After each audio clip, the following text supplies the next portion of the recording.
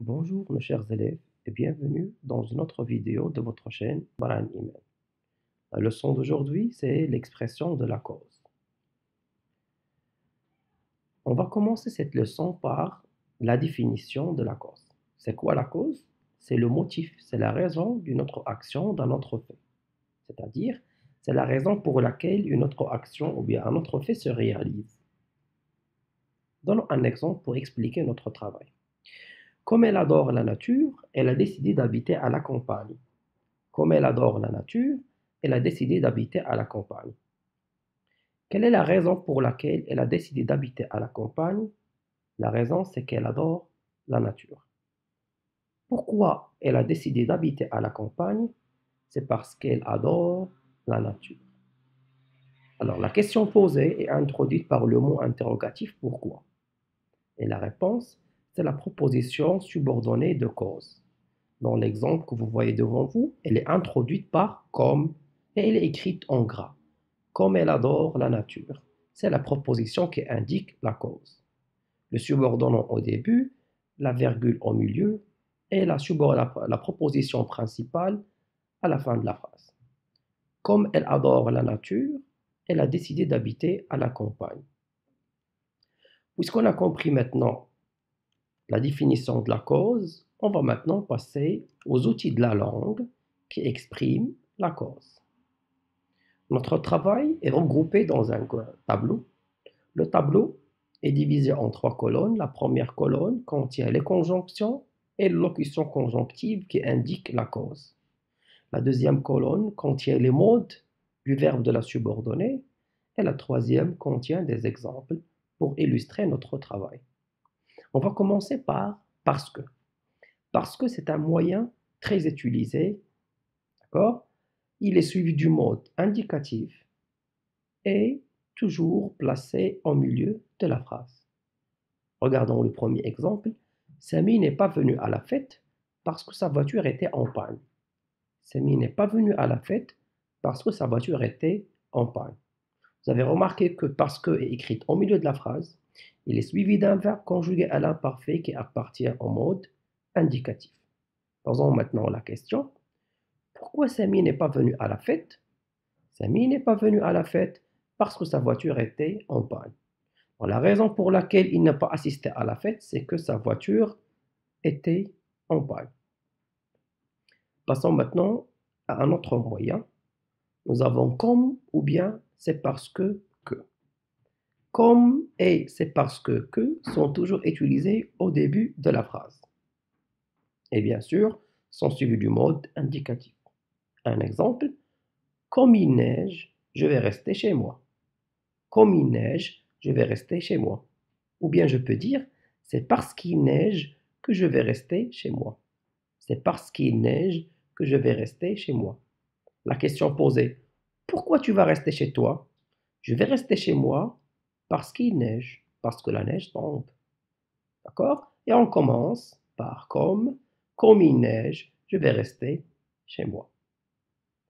Les derniers moyens qu'on va utiliser et qui sont suivis du mode indicatif, puisque, vu que, du moment que, sous prétexte que. Puisque, vu que, du moment que, sous prétexte que. À savoir que ces moyens sont soit utilisés au début, soit au milieu de la phrase. Regardons le troisième exemple. Puisque le professeur n'est pas arrivé, nous devons annuler le cours. Puisque le professeur n'est pas arrivé, nous devons annuler le cours. Pourquoi nous devons annuler le cours? Parce que le professeur n'est pas arrivé. Alors, la raison pour laquelle on va annuler le cours, on ne va pas travailler, c'est que le professeur n'est pas arrivé. Si je veux utiliser vu que, le travail est facile.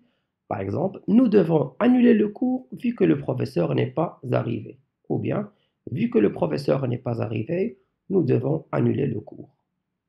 Les moyens qu'on a cités maintenant sont toujours suivis du mode indicatif. L'emplacement à respecter parce que est toujours utilisé au milieu, comme toujours utilisé au début et n'oubliez pas la virgule au milieu pour séparer la subordonnée de la principale. Et les autres moyens, Vous avez le choix, soit au milieu, soit au début de la phrase. Le reste des subordonnants qui indiquent la cause sont rarement utilisés et qui sont trois. Non que, non pas que, ce n'est pas que. Non que, non pas que et ce n'est pas que. Ces trois subordonnants sont suivis du mode subjonctif. Pourquoi le mode subjonctif ici? Tout simplement parce qu'il indique l'irréel. Parce qu'il indique l'irréel. Que veut dire cela? On va voir dans l'exemple. Il porte des vêtements déchirés, non qu'il soit pauvre, mais il est avare. Je répète, il porte des vêtements déchirés, non qu'il soit pauvre, mais il est avare. La question posée, pourquoi porte-t-il des vêtements déchirés? Et on va répondre, il porte des vêtements déchirés, non qu'il soit pauvre, mais il est avare. C'est-à-dire que la cause réelle, c'est qu'il est avare, et non pas qu'il est pauvre. Et on dit, il porte des vêtements déchirés, non qu'il soit pauvre. D'accord? La raison, c'est pas sa pauvreté, mais qu'il est avare. Et je peux remplacer non que par non pas que, ou bien ce n'est pas que. Qu'est-ce que je vais dire? Il porte des vêtements déchirés, non pas qu'il soit avare, pardon, non pas qu'il soit pauvre, mais il est avare. Le dernier moyen, il porte des vêtements déchirés, ce n'est pas qu'il soit pauvre, mais il est avare. Vous avez remarqué que le verbe être est conjugué au subjonctif présent. Pourquoi? Car il indique une cause qui n'est pas réelle. Par contre, le verbe être après mais, la conjonction de coordination mais, est suivi du verbe être qui est conjugué à l'indicatif. Pourquoi? Car il indique le réel, la cause réelle. La cause réelle, c'est qu'il est avare et non pas pauvre. J'espère que vous avez compris ces moyens et on va travailler un exercice dans lequel on va appliquer notre travail. L'exercice est relier les propositions de manière à exprimer la cause. Et je vous ai donné dans chaque phrase le subordonnant entre parenthèses à la fin de la phrase pour l'utiliser, essayons d'utiliser la plupart des subordonnants. La première phrase. Le détective a démêlé l'énigme de l'histoire. Il est intelligent. Utilisé parce que. Le criminel a été condamné à 12 ans de prison. Il a commis un meurtre odieux. Vous devez utiliser parce puisque. Le coupable ne peut pas être un homme. Sur la scène du crime, on distingue des traces de chaussures de femme. Utiliser, c'est parce que. Les événements se sont déroulés très vite. Personne n'a pu comprendre ce qui se passait. Utilisé comme. Il n'y avait pas assez de preuves pour l'inculper. L'affaire était classée. Utilisé vu que. Et pour la dernière phrase, les enfants ont pris la fuite, leurs adversaires étaient trop nombreux. Utilisé parce que. S'il vous plaît, mettez pause à la vidéo, travaillez l'exercice et on passera à la correction. Puisque vous avez corrigé, travaillé votre exercice, on va commencer la correction. Pour la première phrase, le détective a démêlé l'énigme de l'histoire parce qu'il est intelligent. Quelle est la question posée? Pourquoi le détective a démêlé l'énigme de l'histoire? Tout simplement parce qu'il est intelligent. C'est son intelligence qui lui a permis de découvrir quel est le criminel. Pour la deuxième phrase, puisqu'il a commis un meurtre odieux, le criminel a été condamné à 12 ans de prison. Pourquoi le criminel a été condamné à 12 ans de prison? Qu'est-ce qu'il a fait? Il a commis un meurtre odieux. Puisqu'il a commis un meurtre odieux, le criminel a été condamné à 12 ans de prison. La troisième phrase, c'est parce que sur la scène du crime, on distingue des traces de chaussures de femme que le coupable ne peut pas être un homme. Pourquoi le coupable ne peut pas être un homme? Parce que tout simplement, on distingue des traces de chaussures de femme sur la scène du crime. D'accord? Le coupable ne peut pas être un homme, c'est pas un homme. Qu'est-ce qui le montre? c'est que sur la scène du crime, on a distingué des traces de chaussures de femmes.